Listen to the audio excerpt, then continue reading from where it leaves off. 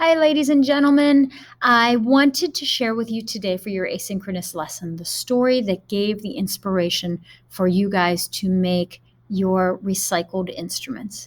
My idea for this came from a book called Ada's Violin, the story of the recycled orchestra of Paraguay. Um, and this is a true story about a little girl named Ada who lived in a city in Paraguay. They made instruments. They made an entire orchestra out of things that they found in the landfill. So let me show you first where Paraguay is. So here is, let me see if I can move my map a little bit. Here's the United States, and we're right about there. And if you were to travel down through the southern United States, into Mexico, down through Panama, into South America, and go about halfway down South America, you'll reach a country called Paraguay. And this is where this story takes place. So sit back and enjoy the story of Ada's Violin. I am probably going to have to move my picture around a little bit so that I can read the words, but we'll see how we do. Ada's Violin, the story of the recycled orchestra by Susan Hood, illustrated by Sally Wern-Comfort. Ada Rios grew up in a town made of trash. Every morning at dawn, Ada heard the first garbage trucks rumble and roll into the town down the road to Quetora. Beep, beep, beep. Backing into the landfill, they tipped their loads up and crash! The trash came tumbling down, 1,500 tons each day. Ada and her friends watched as the gancheros, the recyclers, scrambled, tearing into the plastic bags with long-handled hooks, pushing aside moldy produce, and grabbing anything they could recycle or sell. The going rates? 5 cents for a pound of cardboard, 10 cents for a pound of plastic. The noisy, stinking, sweltering slum was not the most nurturing neighborhood. Ada watched, eyes wide, but she didn't say much. And yet, she liked to imagine each garbage truck was a box of surprises. One never knew what might be inside. Her father had found appliances, toys, perfumes, and antique watches. One woman even discovered a small box full of gold jewelry. Little did Ada know there was a bigger surprise waiting for her in the landfill. Every day, when Ada's parents went to work, Grandmother Marion cared for Ada and her little sister Noelia. Grandmother loved to sing the rock and roll songs from the 1960s. The girls grew up to the tunes of the Beatles, Simon and Garfunkel, and Creedence Clearwater Revival. Ada loved to sing too, but only when no one was looking and listening. Ada's dad brightened the night with stories of great musicians. He turned up the radio and pointed out the sounds that each instrument made. Ada heard one above all others. Zing went the strings of the violin. When the girls started school, Grandma returned to work as a recycler, collecting bottles and cans in the city. Classes let out at noon. Young Ada was in charge of Noelia until her parents were done with work. At first, the girls stayed close to home, playing with Grandma Marion's doggies and making sand cakes in the dirt. Soon, they joined their cousins, playing hide-and-seek or a game of handball in the streets.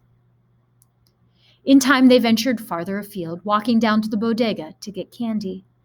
But Ada noticed teenagers hanging out in the alleys, grumbling about life in the landfill looming ahead.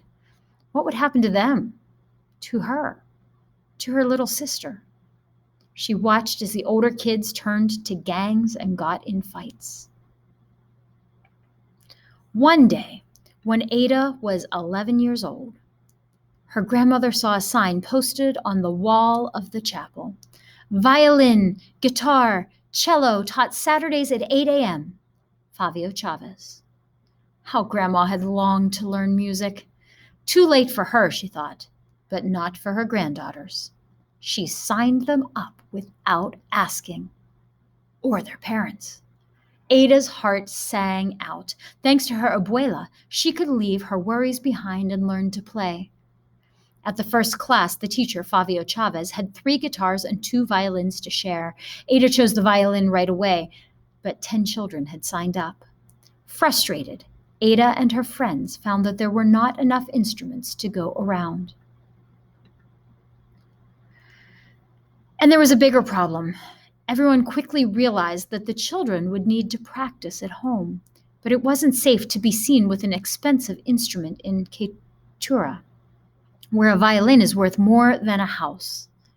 Watching the children play amid broken glass and rusty metal, Senor Chavez knew he had to do something. He remembered a band called Les Luthiers that made its own instruments. That was it. He asked Nicolas Cola Gomez, a ganchero, and a carpenter, for help. Senor Gomez found a discarded drum with a big hole in it. What could he use to fix it? He picked through the trash and discovered an old X-ray film. Would that work? It did. Senor Gomez kept experimenting and inventing, and others like Tito Romero helped. Inventing instruments wasn't easy, but they fiddled around, discovering which materials hit just the right notes. They transformed oil drums into cellos, water pipes into flutes, and packing crates into guitars. And soon there were enough instruments for all the children who wanted to play. Ada chose the violin, made from an old paint can and an aluminum baking tray, a fork, and pieces of wooden crates. Worthless to thieves, it was invaluable to her. It was a violin of her very own. Senor Chavez set up a strict schedule of 3-hour lessons. The class had no classroom, so they played outside despite the 100-degree heat and sudden downpours. At first, Ada and the others struggled. Sharps and flats clanged and clashed. Playing an instrument is a process. It does not matter if one is rich or poor, ugly, fat, thin. You cannot learn to play an instrument overnight, Senor Chavez told the children. Some kids decided it was too much work and gave up, but not Ada. After lessons, she would practice at home, sometimes 2 hours a day. Sometimes, in the screeches and twangs, let me read that again. In the screeches and twangs and tweets. I really can't read. I'm going to try that one more time. Oh my goodness. In time, the screeches and twangs and tweets hit all the right notes. Their class became a small island where Chavez taught them to respect themselves and one another. Be kind, always say please and thank you, say you're sorry, be dedicated when you commit to something, Senor Chavez told the children. Soon the ragtag crew of kids learned to tune in, to listen to one another, to band together. The recycled orchestra was born. From then on, there was something new in the air in Quechua. Gancheros trudging home from the landfill might lift their heads to hear the sounds of Ada's violin, or the strains of baby's cellos, or the strum of Noelia's guitar. A symphony of sound helped to lift them beyond the heat, the stench, and their aching backs. With her violin, Ada could close her eyes and imagine a different life. She could soar on the bright, high, bittersweet notes to a place far away. She could be who she was meant to be. As Ada's skill grew, so did her confidence. Once timid, she now took center stage playing solos. She helped teach the younger children, too.